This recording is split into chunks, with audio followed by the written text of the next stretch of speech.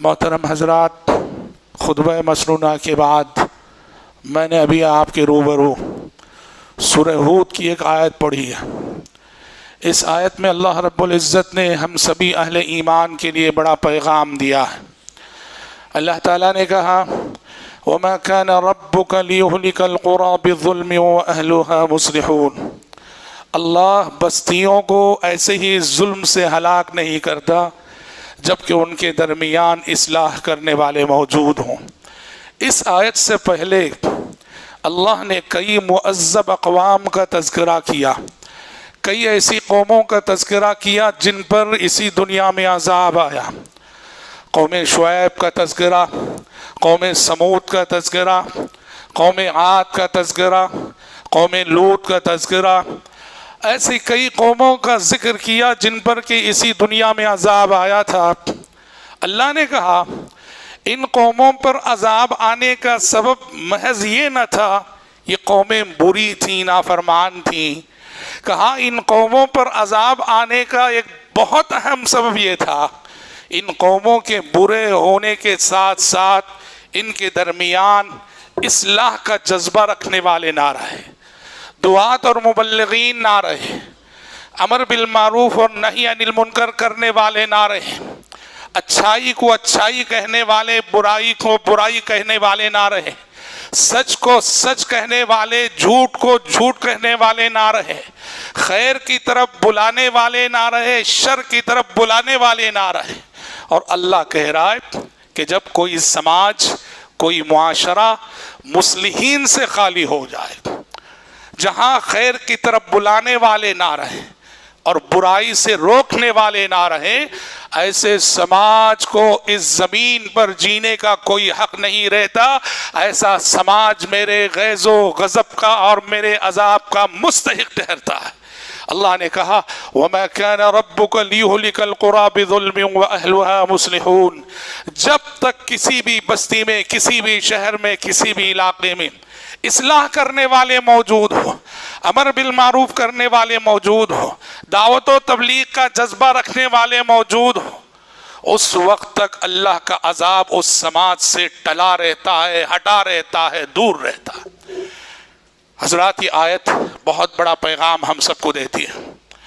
میری اور آپ کی پہلی ذمہ داری ہے کہ ہم خود نیک بنیں، صالح بنیں، متقی بنیں، خدا ترس بنیں، اللہ والے بنیں، دیندار بنیں۔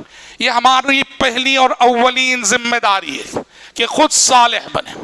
اور خود صالح بننا، خود نیک بننا نہ کافی ہے، خود نیک بننے کے بعد ہم مصلح بنیں، دوسروں کو نیک بنانے کی کوشش کریں۔ اس لیے کہ جو صالح ہیں وہ صرف صالح رہیں، مصلح نہ بنیں، تو پھر ایسے صالحین کا وجود معاشرے کو عذاب سے بچاتا نہیں ہے۔ صحیح حدیث ہے، زینب بنت جحش رضی اللہ عنہ فرماتی ہیں ایک مرتبہ نبی کریم صلی اللہ علیہ وسلم سوئے ہوئے تھے، سو کر جاگے آپ، اور جاگ کر آپ نے کہا وَيْلٌ لِّلْعَرَبِ مِنْ شَرٍ قَدْ اقْتَرَبَ، وَيْلٌ لِّلْعَرَبِ مِنْ شَرٍ قَدْ اقْتَرَبَ۔ کہا کہ ایک بہت بڑی تباہی اور ایک بہت بڑی ہلاکت عربوں سے بہت قریب آ چکی ہے۔ مطلب یہ ہے کہ آپ جو سوئے تھے، خواب میں آپ کو وحی آئی، اس وحی میں مستقبل کی یہ بات آپ کو بتائی گئی، تبھی آپ نے جاگتے ہی کہا وَيْلٌ لِّلْعَرَبِ مِنْ شَرٍ قَدْ اقْتَرَبَ، عربوں سے ایک بہت بڑی تباہی بہت قریب آ چکی ہے۔ فُتِحَ الْيَوْمَ مِنْ رَدْمِ يَأْجُوجَ وَمَأْجُوجَ مِثْلُ هَٰذِهِ۔ آپ نے اس طرح اشارہ کر کے کہا آج یاجوج اور ماجوج کی دیوار میں اتنا سوراخ پڑ چکا ہے، اتنا شگاف پڑ چکا ہے، یاجوج اور ماجوج کا فتنہ عربوں سے بہت قریب آ چکا ہے۔ ام المومنین فرماتی ہیں زینب بنت جحش رضی اللہ عنہا، میں نے پوچھا افنہلک یا رسول اللہ او افنہلک یا رسول اللہ وفینا الصالحون، اے اللہ کے نبی ہمارے درمیان صالحین کے رہتے ہوئے بھی ہم ہلاک ہو سکتے ہیں کیا؟ ہمارے درمیان صالح اور نیک لوگوں کے رہنے کے باوجود ہم پہ عذاب آ سکتا ہے کیا؟ آپ نے کہا نعم اذا کثر الخبث، کہا کہ ہاں زینب، جب معاشرے میں فساد عام ہو جائے، برائی عام ہو جائے، بے حیائی عام ہو جائے اور صالح لوگ صرف صالح رہیں، وہ مصلح نہ بنے، مصلح نہ بنے، اصلاح کی فکر نہ ہو، امر بالمعروف کی فکر نہ ہو، نہی عن المنکر کی فکر نہ ہو، ایسا صالحین کا وجود بھی معاشرے کو اللہ کی پکڑ، اللہ کے گرفت اور اللہ کے عذاب سے بچا نہیں سکتا۔ حضرات یہ آیت ہم سب کو جو دین سے نسبت کے دعوے دار ہیں، کتاب و سنت سے نسبت کے دعوے دار ہیں، ہم سب کو بے چین کر دیتی ہے، ہم سب کو متنبع کرتی ہے۔ معاشرہ چاہے کتنا بگڑا ہوا ہو، سماج چاہے کتنا خراب ہو، معاشرے میں کتنی برائیاں کیوں نہ پھیل رہی ہوں، ہمیں اپنی ڈیوٹی انجام دینی ہے، ہمیں اپنا کام کرنا ہے، ہمیں اپنا فرض نبھانا ہے۔ امر بالمعروف کا فریضہ، نہی عن المنکر کا فریضہ، دعوت و تبلیغ کا فریضہ، اصلاح و ارشاد کا فریضہ، دوسروں کو سدھارنے کا فریضہ، دوسروں کی تربیت کا فریضہ، اس سے کبھی چھٹی نہیں، اس سے کبھی چھٹکارا نہیں۔ اور یہ وہ کام ہے جو بڑے صبر کا متقاضی ہے، یہ کام بڑے صبر کا متقاضی ہے۔ لوگوں کی رہنمائی کا کام، لوگوں کی رہبری کا کام، یہ کوئی آسان کام نہیں ہے، یہ بڑا صبر چاہتا ہے، جلد بازی نہیں ہونی چاہیے، مایوسی نہیں ہونی چاہیے، انتھک کوشش ہمیں تسلسل کے ساتھ کرتے رہنا چاہیے۔ رزلٹ پہ ہماری نظر نہ ہو، اللہ کے پاس اجر و ثواب پانے کے لیے رزلٹ شرط نہیں ہے کہ کوئی ہمارے ذریعے سے ہدایت پائے تو ہمیں ثواب ملے گا، نہیں نہیں، ہم سے کوئی ہدایت نہ بھی پائے، ہم جو محنت کرتے ہیں، ہم جو کوشش کرتے ہیں، ہم جو تڑپ رکھتے ہیں، ہم اپنی محنت کے مطابق اجر و ثواب سے نوازے جائیں گے، بھلے سے کوئی ہدایت نہ پائے۔ اس کا مطلب کیا ہے؟ مایوس نہیں ہونا ہے، جلد بازی نہیں کرنی، تسلسل کے ساتھ، محنت کے ساتھ کوشش کرتی رہنی چاہیے۔ اور تو اور انبیاء کو دیکھیے گا، کون ہے یہ؟ نوح علیہ السلام ہے، اولو العزم من الرسل ہے، نبوت اور رسالت کی فہرست میں 5واں نام ان کا ہے نوح علیہ السلام کا۔ 950 سال دعوت و تبلیغ کی، ان کی دعوت و تبلیغ کی عمر 950 سال، رزلٹ کیا ہے؟ قرآن کہتا ہے وَمَا آمَنَ مَعَهُ إِلَّا قَلِيلٌ۔ 950 سال کی محنت، 950 سال کی انتھک کوشش کا نتیجہ کیا ہے؟ بہت تھوڑے لوگ ایمان لائے، اور اس قلیل کی تفسیر مفسرین سلف کرتے 83 افراد۔ نوح علیہ السلام پر ایمان لانے والے 80 پر 3 افراد یا اس سے کچھ زیادہ۔ سبحان اللہ، 950 سال، وہ بھی کس کی محنت؟ ایک نبی کی محنت، ایک پیغمبر کی محنت، جس کے ساتھ جس کا آسمان سے رشتہ ہے، جس کے ساتھ اللہ کی نصرت ہے، اللہ کی تائید ہے، اور اس نبی کی محنت کا نتیجہ 950 سال میں 83 افراد۔ مطلب کیا ہوا؟ اللہ کبھی رزلٹ کو نہیں دیکھتا ہے، رب العزت میری اور آپ کی تڑپ کو دیکھتا ہے، محنت کو دیکھتا ہے، جستجو کو دیکھتا ہے، لگن کو دیکھتا ہے۔ رزلٹ پر ہماری کامیابی موقوف نہیں، ہم نے اگر حتی المقدور محنت کر لی ہم کامیاب ہیں، رزلٹ چاہے جو بھی ہو۔ بخاری شریف کی وہ حدیث بھی ذہن میں رکھیے گا، پیارے نبی صلی اللہ علیہ وسلم فرماتے ہیں، ایک مرتبہ ابن عباس ناوی ہے، اور عزت علیہ الامم، ایک مرتبہ اللہ تعالیٰ نے مجھ سے پہلے گزری امتیں دکھائیں۔ پیارے نبی کو اللہ نے، ہو سکتا ہے یہ کسی خواب کا مشاہدہ ہو، پیارے نبی کو اللہ تعالیٰ نبی ہونے کی حیثیت سے کبھی کبھار اس طرح کی بعض باتیں بتا دیا کرتا تھا۔ فرماتے ہیں اور عزت علیہ الامم، اللہ نے مجھے ایک مرتبہ مجھ سے پہلی گزری ہوئی امتیں دکھائی، اور ہر امت اپنے اپنے نبی کے ساتھ گزر رہی تھی، ہر نبی اپنی اپنی امت کے ساتھ گزر رہا تھا، میں دیکھ رہا تھا۔ فرماتے ہیں فرأیت النبی ومعہ الرہیط، ایک نبی کو دیکھا چھوٹی سی جماعت ان کے ساتھ جا رہی ہے، یعنی ان کی کل امت چھوٹی سی جماعت ہے۔ فرماتے والنبی ومعه الرجل والرجلان، ایک نبی میرے سامنے سے گزرے، ان کے ساتھ صرف 2 آدمی تھے، یعنی دنیا میں آئے، محنت کی، کوشش کی، ایمان لانے والے صرف 2 رہے۔ فرماتے ایک نبی میرے سامنے سے گزرے، ان کے ساتھ صرف 1 آدمی، یعنی ان کی کل امت صرف 1 آدمی۔ فرماتے والنبی ولیس معه احد، اور ایک نبی ایسے بھی گزرے میرے سامنے سے، اکیلے گزر رہے، ان کے ساتھ کوئی نہیں ہے۔ کیا مطلب؟ وہ دنیا میں آئے، محنت کی، کوشش کی، تبلیغ کی، کوئی ایمان نہیں لایا، دنیا سے اسی حالت میں چلے گئے۔ سوال یہ ہے کیا وہ اپنے مشن میں ناکام ہوئے؟ ہرگز نہیں۔ کوئی ایمان نہیں لایا، پھر بھی وہ اپنے مشن میں سکسیس ہے، وہ اپنے مشن میں کامیاب ہے، اللہ کے نزدیک انبیاء میں ان کا شمار ہے، پیغمبروں میں ان کا شمار ہے۔ تو مطلب کیا ہے؟ دعوت و تبلیغ کا راستہ، امر بالمعروف کا راستہ صبر کا متقاضی ہے، صبر چاہتا ہے، محنت چاہتا ہے، جلد بازی نہیں اور مایوسی نہیں۔ حضرات ہمیں یہ نہیں بھولنا چاہیے، ہم اور آپ اس امت کے فرد ہیں جس امت کے بارے میں قرآن نے کہا اخرجت للناس۔ امت محمدیہ، اس زمین پر اللہ نے اسے ایک مشن دے کے بھیجا ہے، اور اس مشن کو قرآن کہتا ہے اخرجت للناس، لوگوں کے لیے برپا کی گئی امت، لوگوں کی ہدایت کے لیے برپا کی گئی امت، لوگوں کی ہدایت کے لیے وجود بخشی گئی امت، لوگوں کی ہدایت کے لیے بھیجی گئی امت۔ ہم امت محمدیہ کے افراد ہیں جس امت کو اللہ نے اس دھرتی پر، اس زمین پر لوگوں کی ہدایت کا مشن دے کے بھیجا ہے۔ اسے یاد رکھنا۔ کامیاب مومن کون ہے؟ اچھا مسلمان کون ہے؟ آئیڈیل مسلم کون ہے؟ جو اپنی لائف میں ہمیشہ ایک مشن لے کے چلتا ہو، جو اپنی لائف میں ہمیشہ ایک مشن لے کے چلتا ہو۔ بغیر مشن کے گزرنے والی لائف، بغیر مشن کے گزرنے والی زندگی ناکام زندگی، نامراد زندگی ہے۔ ہم امت اخرجت للناس، لوگوں کے لیے برپا کی گئی امت، تو ضروری ہے کہ میری اور آپ کی زندگی ایک مشن سے جڑی ہوئی ہو۔ ہم ایک مشن کو لے کر چڑھیں، لوگوں کی ہدایت کا مشن، لوگوں کی رہنمائی کا مشن، لوگوں کی رہبری کا مشن، لوگوں کی تربیت کا مشن، لوگوں کو پڑھنے پڑھانے کا مشن، لوگوں کو سیکھنے سکھانے کا مشن، تعلیم کا مشن، لوگوں کی خیر خواہی کا مشن، لوگوں کی بھلائی کا مشن۔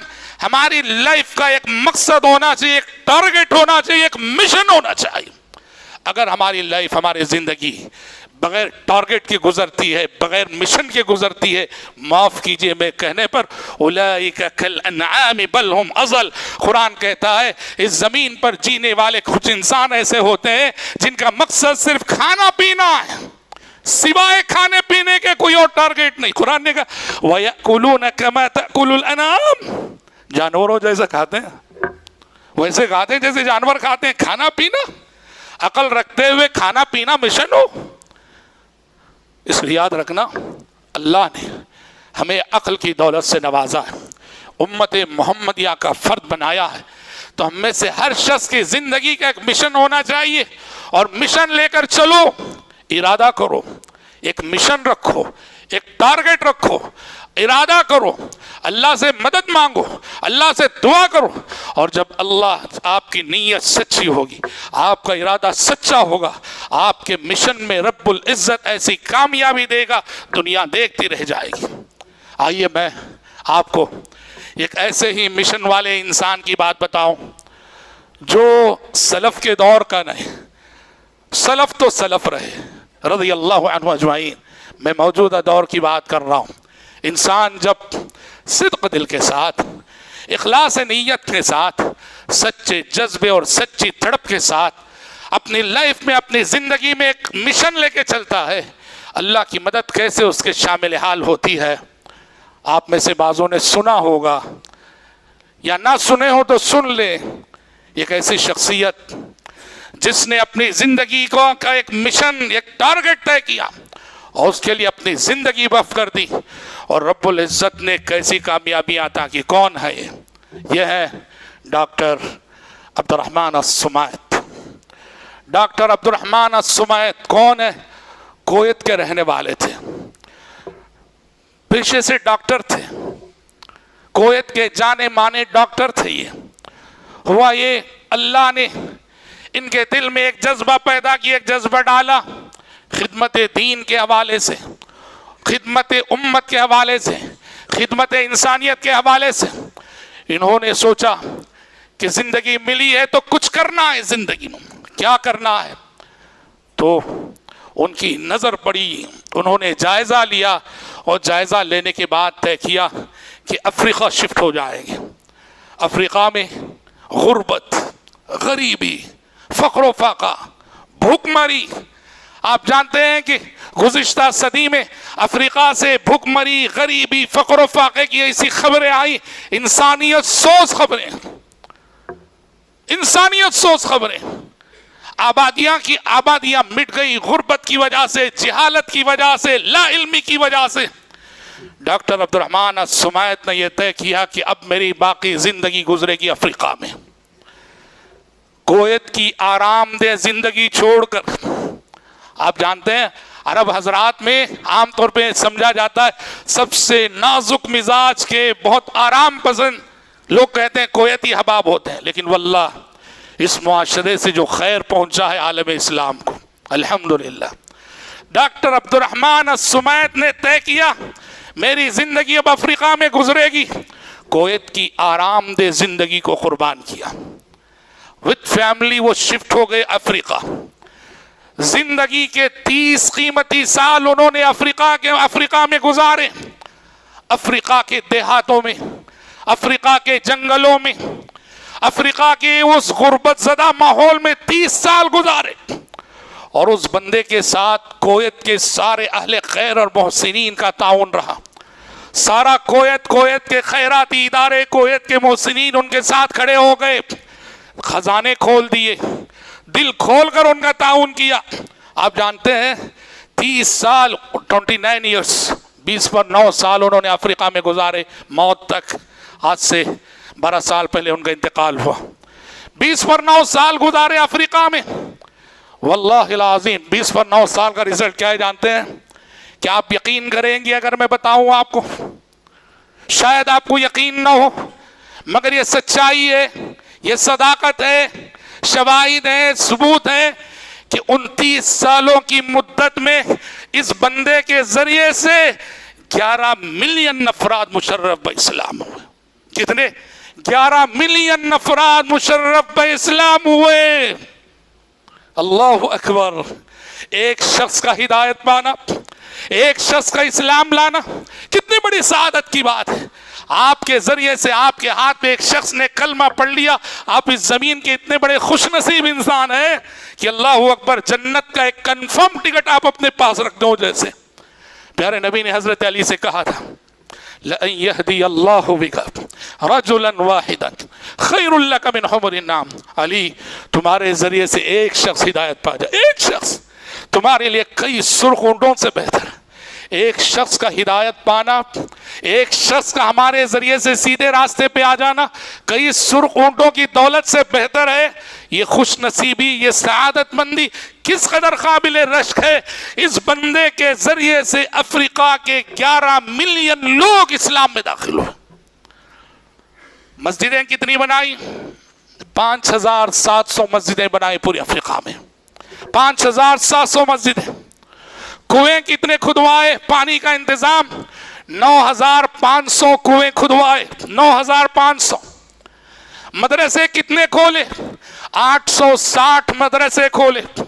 یونیورسٹیاں کتنی کھولی؟ افریقہ میں 4 بڑی یونیورسٹیاں کھولی۔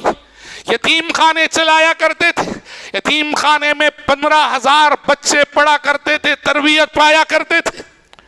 اللہ اکبر۔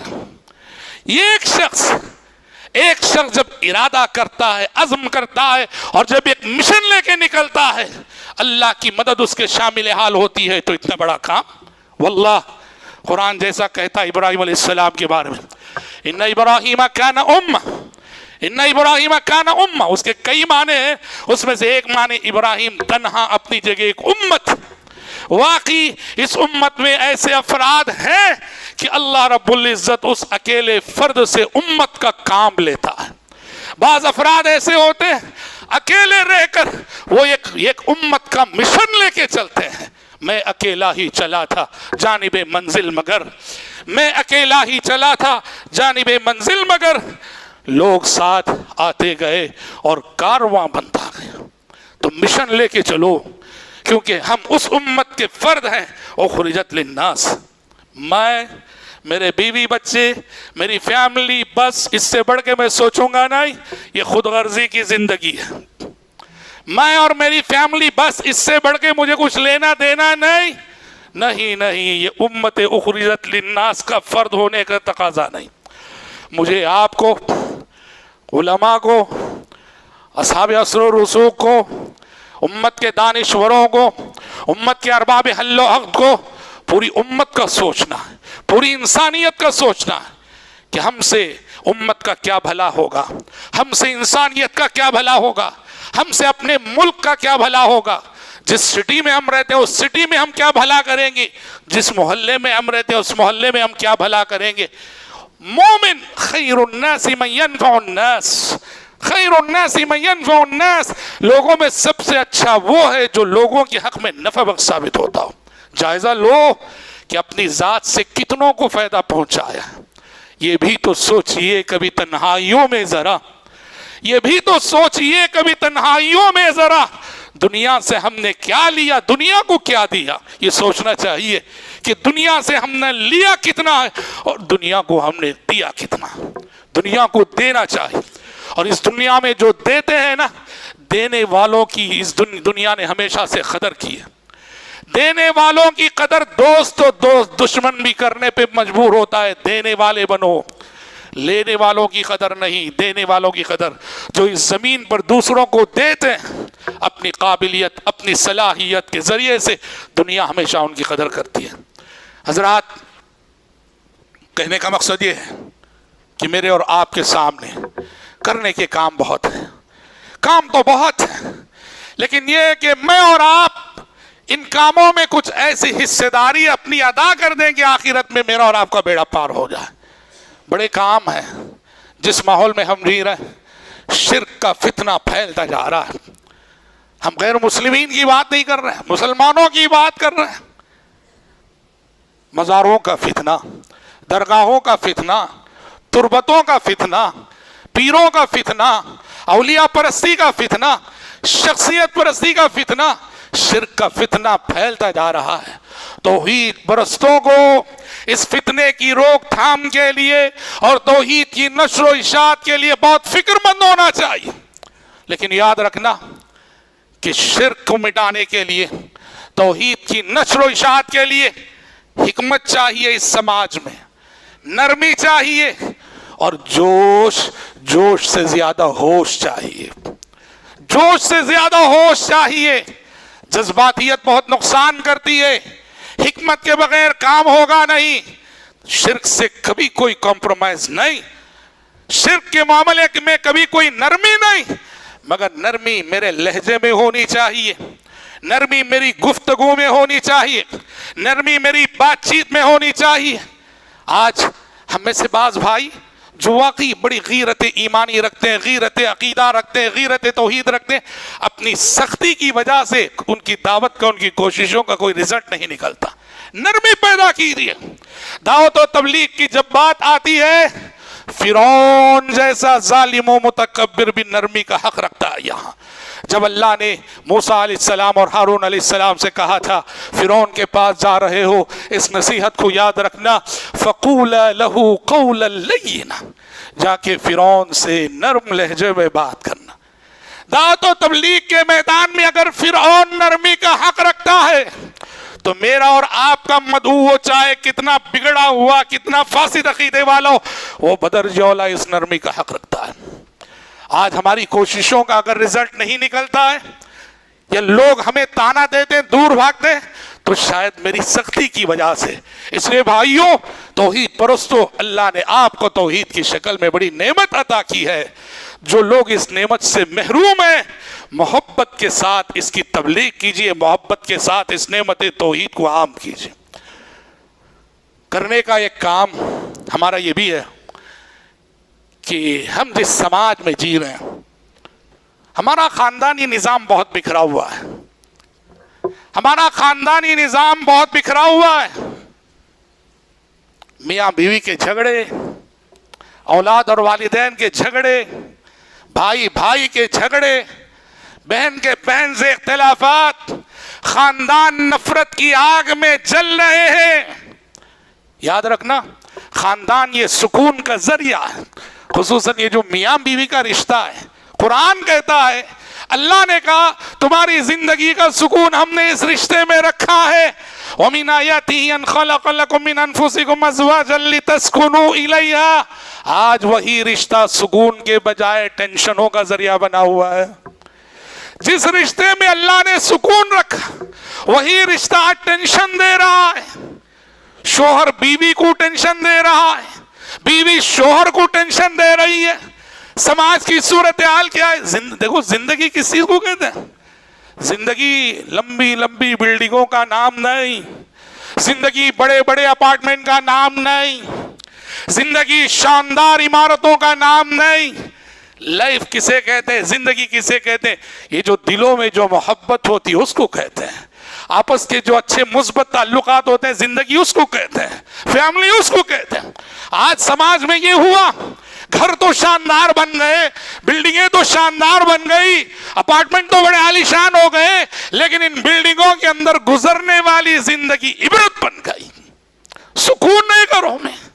دیکھتے نہیں جو شادی ہوئی، 6 مہینے رشتے نہیں چل رہے، 1 سال رشتے نہیں نبھ رہے، طلاق کے واقعات اس کثرت سے ہو رہے، خلع کے واقعات اس کثرت سے ہو رہے، خاندانی نظام بکھر چکا ہے. ہماری ذمہ داری بہت عظیم ہے، جائزہ لینا ہے کہ ایسا کیوں ہو رہا ہے، کہاں غلطی ہو رہی ہے. سنتے ہیں کہ طلاق کی شرح دنیا میں سب سے کم ملیشیا میں، وہاں طلاق بہت کم. اس کے بہت سے جائزہ لیا گیا، ریزن کیا ہے؟ تو اس کا ایک ریزن یہ سمجھ میں آیا کہ ملیشیا میں بیفور میرج کاؤنسلنگ کا سسٹم ہے. بیفور میرج میں شادی ہو گئی، لڑکا لڑکی میں جھگڑے شروع ہو گئے، ہم بعد میں کاؤنسلنگ شروع کرتے نہیں. بیفور میرج کاؤنسلنگ، شادی سے پہلے. اب آئندہ 4-5 مہینوں میں جتنے لڑکوں کی شادی ہو رہی، سب کو جمع کر کے ان کی کاؤنسلنگ کی جاتی ہے. لڑکوں کو بتایا جاتا ہے کہ عورت کے اندر کیا کیا کمزوریاں ہوتی ہیں، عورت سے کیسے ڈیل کرنا چاہیے، عورت کیسے ناراض ہوتی ہے اور اسے کیسے منوانا چاہیے. اور ویسے ہی وہاں دلہنوں کی، لڑکیوں کی الگ کاؤنسلنگ ہوتی ہے کہ شوہر جسے کہتے ہیں اس کے حقوق کیا ہیں، مرد کی کمزوریاں کیا ہیں، مرد جب ناراض ہو تو اسے کیسے ڈیل کرنا چاہیے. نتیجے میں جب شادی ہوتی ہے، دونوں پہلے ہی سے ذہنی طور پہ ان حالات کے لیے تیار رہتے ہیں جو حالات کبھی بھی ان کے اندر بیان شیطان پیدا کر سکتا ہے. تو جب بھی چیلنجز آتے ہیں کمپرومائز کر کے چلتے ہیں. کرنے کے کام ہمارے اور آپ کے بہت.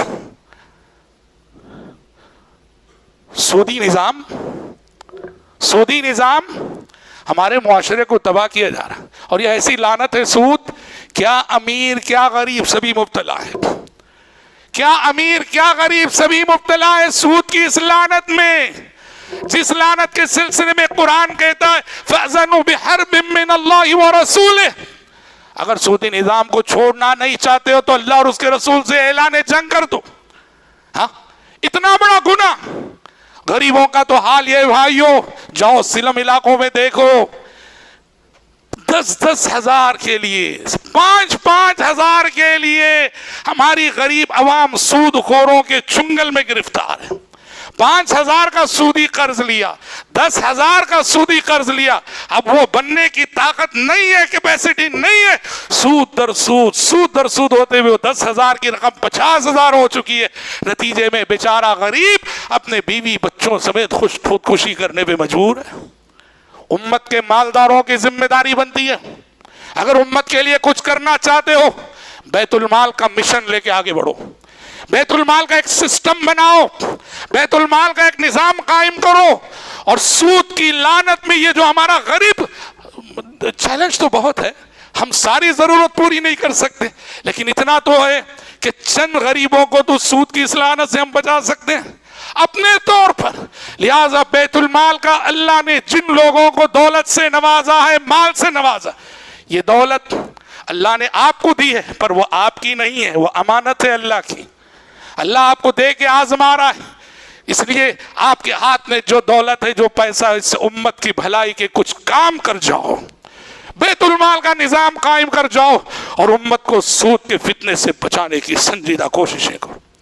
اور آخری بات جسے کہہ کر ہمیں اپنی گفتگو کے اختتام کی طرف آؤں گا، موجودہ حالات میں ہندوستان کے اس معاشرے میں تعلیمی میدان میں ہمیں آگے بڑھنے کی بہت سخت ضرورت ہے. تعلیم اور ایجوکیشن یہ ہماری طاقت ہے، یہ ہمارا ہتھیار ہے. جو قوم تعلیم یافتہ ہوتی ہے دنیا اس کی قدر کرتی ہے. ان پڑھوں اور نادانوں کی زمین پر کوئی قیمت نہیں ہے. تعلیمی میدان میں آگے بڑھو اور نئی نسلوں کو آگے بڑھاؤ. اور تعلیم سے میری مراد سب سے پہلے دینی تعلیم. طلب العلم فریضۃ علی کل مسلم، اس لیے کہ ہماری آخرت کا سارا دار و مدار دینی تعلیم پہ ہے. اور دینی تعلیم کے ساتھ ساتھ ہمارے لیے ضروری ہے دنیاوی تعلیم میں بھی آگے بڑھیں. ہماری صفوں میں اچھے ڈاکٹرز ہونے چاہیے، ہماری صفوں میں اچھے انجینئرز ہونے چاہیے، ہماری صفوں میں اچھے سائنٹسٹ ہونے چاہیے. دینی اور دنیاوی تعلیم میں آگے بڑھنے کی بہت سخت ضرورت ہے. اور حالات کا ایک تجزیہ یہ بتاتا ہے کہ لڑکیوں میں دینی تعلیم کا رجحان بڑھتا جا رہا ہے، جو کہ اچھی بات ہے، لیکن لڑکوں میں دینی تعلیم کی طرف رغبت بہت کم ہوتی جا رہی، جو کہ بہت ہی لمحہ فکریہ. لڑکے نہیں پڑھنا چاہ رہے دین کو، لڑکیاں پڑھ رہی ہیں. جہاں بھی دیکھو لڑکیوں کے ادارے قائم ہو رہے ہیں تو ماشاءاللہ داخلے کتنے ہو رہے ہیں، اور لڑکیاں کتنی سنجیدگی سے پڑھ رہی ہیں. اور لڑکے ہیں کہ دینی تعلیم سے بیزار ہوتے جا رہے ہیں. ضرورت ہے کہ تعلیمی بیداری لائیں ہم. اور یہ تعلیم جیسے میں نے کہا ہمارے اس ملک میں روشن مستقبل کی ضامن ہے. رب العزت سے میں دعا کرتا ہوں کہ پروردگار عالم مجھ کہنے والے کو، آپ سبھی سننے والوں کو امت اخرجت للناس ہونے کے ناطے اللہ ہم میں سے ہر شخص کو اپنی زندگی کا ایک مشن طے کرنے اور اس مشن کے لیے تن من دھن کی قربانی دینے کی توفیق عطا فرمائے. رب العزت سانسوں کا سفر ختم ہونے سے پہلے، ان آنکھوں کے بند ہونے سے پہلے مجھے اور آپ کو اس زمین پر ایسا کچھ کرنے کی توفیق عطا فرمائے کہ کل آخرت میں ہمارا بیڑا پار ہو جائے. اللہم آمین. بارک اللہ لنا ولکم فی القرآن العظیم ونفعنا وإیاکم بما فیہ من الآیات والذکر الحکیم. انہ تعالی جواد کریم ملک بر رؤوف رحیم رب حلیم.